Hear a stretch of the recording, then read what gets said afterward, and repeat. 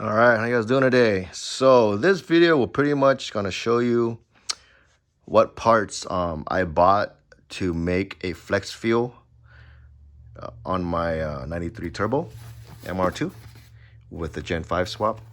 So I got the Fuel Lab E85 filter with the 6 micron element. Next up, we got the AEM fuel pump. What's the part number? That's flex fuel compatible. And the Radium FPR with a 4-bar. You got the Bosch wideband sensor along with the PLX.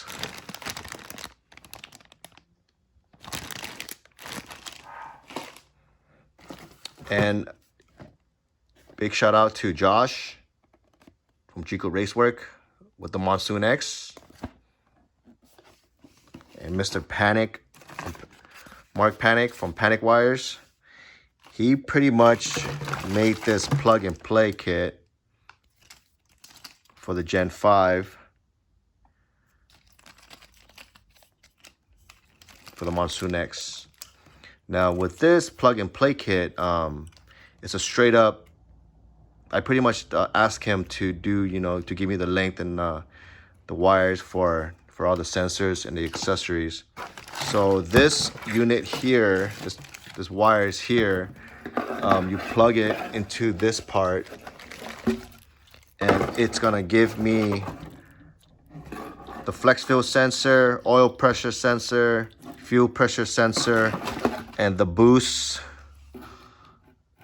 controller, which guy is right here. Okay. Thanks Falcon, Mr. Ruben, Falcon Creation, for sending me these. And we got the GM flex fuel sensor unit. And get the adapter for it for the 6AN fitting. Okay. And then nextly, we have all the sensors fitting. This is for the fuel tank feed. This one's for the return. This is for the adapter for the oil pressure. Get the Honeywell. Always run good sensor, guys. Honeywell or AEM, that's what I run. And then this adapter for the fuel rail, for the stock fuel rail. The return.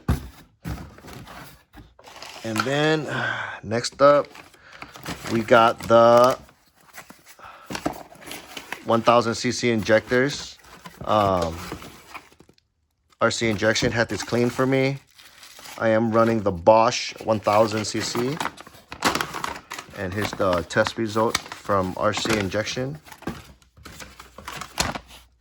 So before, this was fairly used on the White Walker before, but now it's all 100% 1000cc engine, which is awesome. Okay, so unbox that one. Injectors are good. You get this on eBay. They're like 20 bucks. This is for the flex fuel sensor, so you can mount that somewhere. And we got my Pham flex fuel PTFE hoses. Inside here is Teflon with stainless steel braided with the vinyl cover, black cover outside for protection. Okay, all of that. Next up, got some RC stickers. Of course, without a flex fuel car, you need one of these E85 gas cap. And then this one is the USB cable. Run from the ECU all the way inside the cabin, so that way the tuner can actually tune it while inside the car. Or if you got a track day or something, you want to look it up instead of run the wire to the trunk. It's already there for you inside the car. And then last but not least, your flex fuel badge that you can put outside your car. Okay, so that's it, guys. That's all the flex fuel stuff that I'm going to install on the 93 turbo. Cool. With the Fuel Lab filter, so you want to take this rubber piece off and just kind of place it over this, the stock original one, so that way there's some grip for the Fuel Lab to go into. The result will look like this. So you got this gasket holding the Fuel Lab in place. So this would just kind of go up to the original spot and make sure there's in and out. So this is the in, and up here is the out. So this will go on top. Okay, so let's go ahead and put this on the vehicle. All right, so next step is pretty much I remove all the fuel rail stuff and the fuel injector, the stock ones, which are right there. So we're gonna put the new ones on. Make sure this piece is on the head already. So what you want to do is you just want to put this on the rail and just kind of guide it in individually. So how I did it, I put the injectors in first. Make sure it line up with the bottom grommet, and then the rail going last. So I just kind of guide it one by one. And now just gotta do is just push it in. Do fitting for the return line and run all the way to your FPR where you want to locate it. And from there, this is return down to the flex fuel sensor. Cap that piece, and this is the fuel pressure sensor. You put that right there, but you may want to put some thread sealant on it as well, just the tip of it, not too much, just so that way there's no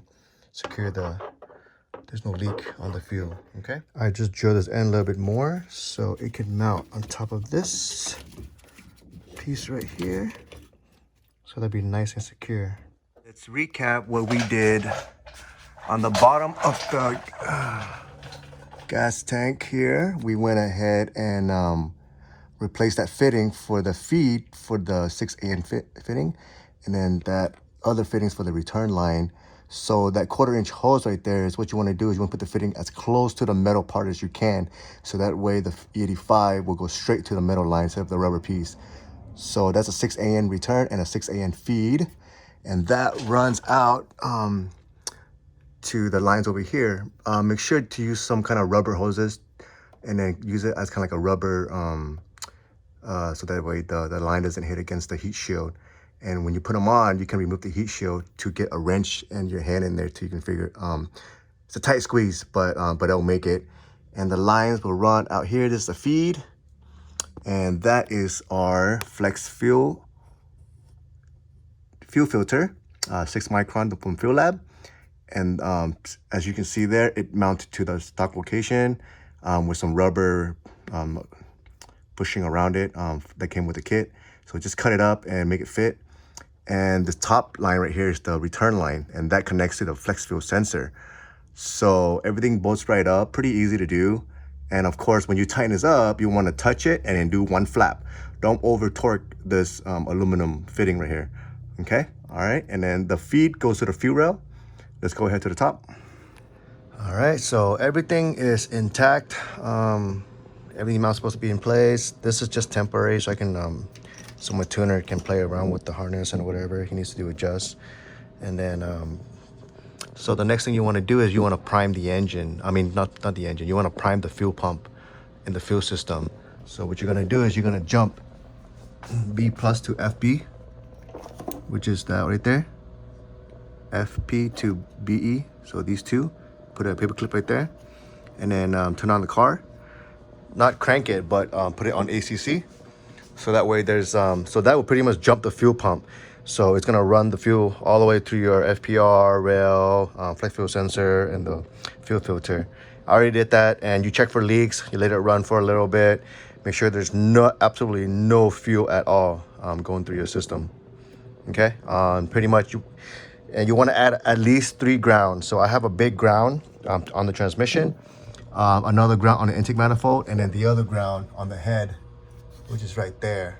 Okay, so the more ground, the better it is. All right, let's go back over what we did.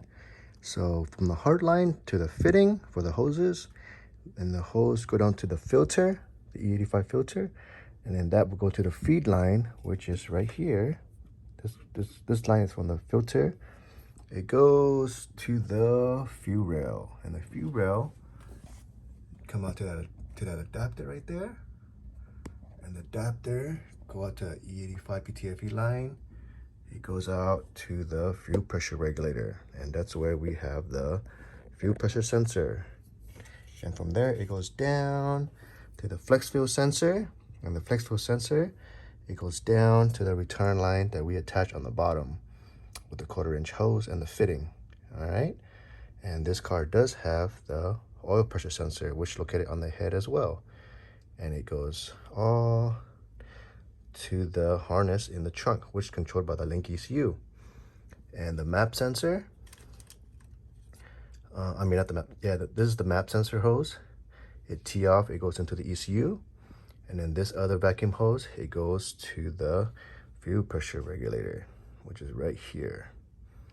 All right, and also we have the wideband sensor right there, and that will go to the wideband, the PLX wideband, and that connects, go inside to the trunk, and that connects to your wideband sensor, the PLX one, right? And that's the wideband sensor.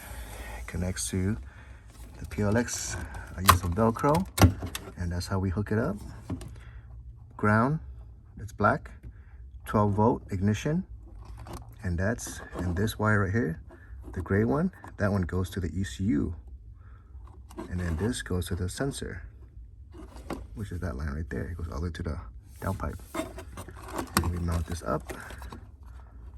So Mark Panic did a plug-and-play harness for me, which everything bolts right here. That's the harness connect to the engine harness. Everything's plugged in, and he also made a wideband sensor, which is the white line that goes to the PLX module. And then you see all those fuel pressure sensor, the flex fuel sensor, it all goes into this plug that he made. So that connects to the engine bay, and then everything's plugged right up. I am running a wire gap engine harness, so everything plugged is supposed to be. And this wire right here is my it's my 2-step, and that connects to the e-brake. So when I pull the e-brake, it's going to activate the 2-step, and I just full throttle, and that's what gets you that pop pop pop noise. All right, I don't recommend doing this. It's for at a standstill, you make some noise. That's pretty much it. So this goes to the engine bay. That's the 4 wires that Mark did for me. So fuel pressure, one of them is for the fuel pressure, oil pressure, flex fuel sensor, and then we also, it also has a boost solenoid as well, which is back there. So that controls my boost. Okay. And then when I route it to connect to the boost solenoid, the turbo, it goes in the middle of the boost solenoid. And then on the bottom of it, which is down here, and that vacuum goes out to the wastegate. Okay, so that's how I hooked up my boost controller for the turbo and wastegate.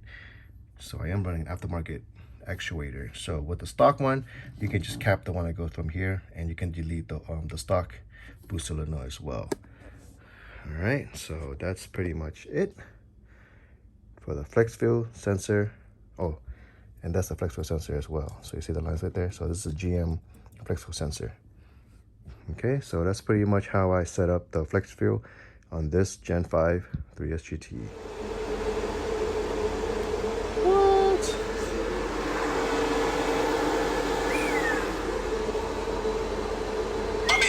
Yo. What?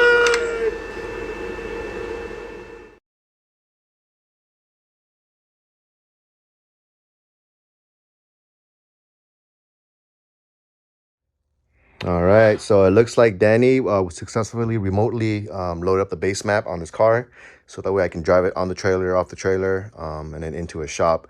So we pretty much checked for all the sensors, all the throttle, IAT, fuel pressure, oil pressure, flex fuel sensor, water temp, air temp, pretty much everything that's working normally. It's reading perfectly. And we're gonna go ahead and load this car up into the trailer, and then head it to Danny's shops, Unrivaled Tuning, so that way he can just finish the tuning. So what I went was, I went go ahead and grab 7 gallons of 91 octane. So that should give me about half a tank roughly. And he requested another 10 gallon of E85. So that way he can fully tune the whole car with E85. So that way, when you put the two maps together, it become a flex fuel compatible engine. And it looks like everything is good on this car right now. So it's running solid, sounds good, idle's good, just based on the base map. So the base map is pretty much allow me to drive the car up and down the trailer. So that way he can finish up the rest of the car.